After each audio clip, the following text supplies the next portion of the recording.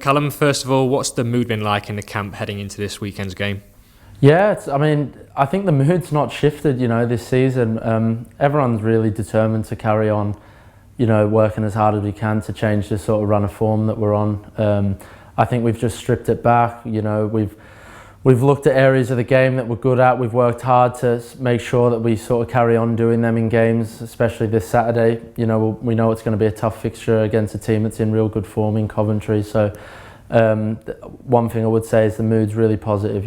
Everyone's working hard. We want to put a good performance in front of our own home fans and get a good result. Has it almost been useful to not have a midweek game just to give you a bit more time to prepare for this Saturday? Yeah, I think the nature of the championship is you do face a lot of midweek games. So when you get the opportunity to sort of go Saturday in the fixture list, it's always a positive. You can analyse the first part of the week, things that did and didn't go wrong on the Saturday, and move forward your attention to the following Saturday. So that's exactly what we've done. We've had a good session this morning, and we can't wait for the game on Saturday. And you and the players had a bit of a change of scenery on Tuesday for the open training session. How did you find that event? Yeah, it was brilliant. It was so good to see so many fans come out and support us. I know from the signing session that they all had such a great day, and we're delighted to put a smile on some kids' faces in their half-term break. So I'd say it was a real positive on Tuesday, and all the lads and staff really enjoyed it. And does seeing the fans in person like that almost motivate you and the rest of the players to achieve a positive result? I know, yeah, it is. Amongst such a stressful industry in football, to have their moments when you're seeing kids, when you light up their faces, when you're signing their stuff, it's incredible, really. So we were just so grateful that they all came out and supported us in the cold, and I know they enjoyed the session. So moving forward, I imagine a lot of them will be there on Saturday. So it's down to us to put in a good performance and more importantly, get the right result. And how have you found this season so far on a personal level? Yeah, I want to play as high as I can in the level of football in my career. So I'm loving being back in the championship. Of course, results need to be better. But I'm working hard every day myself to improve and make sure that I'm doing my job on the pitch on Saturday. I know I speak for a lot of lads in that same sort of aspect and approach to this season.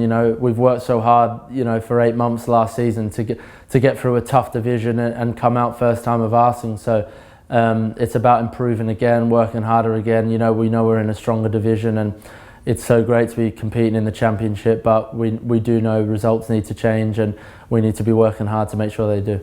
And we've got Coventry up next on Saturday. What are you and the players expecting from them? Yeah, it's going to be a tough game. We watched a bit on them this morning, not too much. We know we're at home. We want to make sure that we attack the game, we play on the front foot.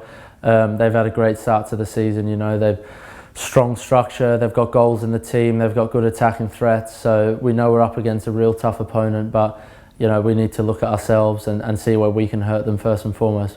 And of course, another international break just around the corner. How excited are you about the prospects of potentially representing your country again? Yeah, it's always an honour. Like I just said, it's been so great to be involved in a national team setup. Every kid at a young age wants to represent their country when they're a young footballer. So I'm so grateful to be given that opportunity so far, and I'm hungry for more appearances in the future. So from a location point of view, the first fixture's in Sydney, so hopefully be a chance to get home, and I think there'll be fans at the game, so I might get to see my family if possible. It's been a couple of years since I've seen them, so I'm massively looking forward to that. But I know I've got 4 games coming up from then, so it's 3 games coming up next week for Hull. So it's about that first and foremost, and making sure that we get some good results next week. Do you think that experience of playing for Australia has helped you from a club perspective in any way?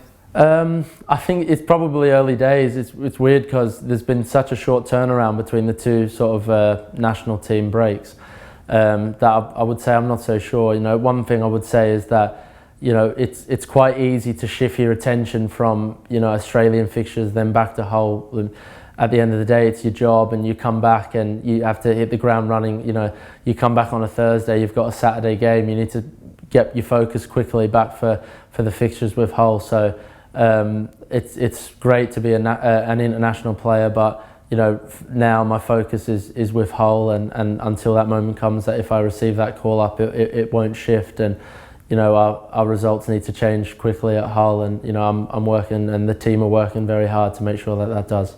How have you found having to deal with all the travelling involved with the international fixtures? Yeah, it's quite difficult. There's no denying that. You're dealing with a lot of long flights, especially given the time with the COVID situation. There's a lot of health and sort of factors of paperwork and visas and a lot of stuff to get through, and it's quite stressful. But luckily there's a lot of good staff around you that are manage to do all the hard work for you, and you get given every opportunity to perform. So the nature of the country and the area that Australia represents is there's always going to be long flights associated. So I think I'd speak for anyone in saying qualifying for a World Cup would outweigh any sort of long travel logistics that the nation has to cope with in getting there.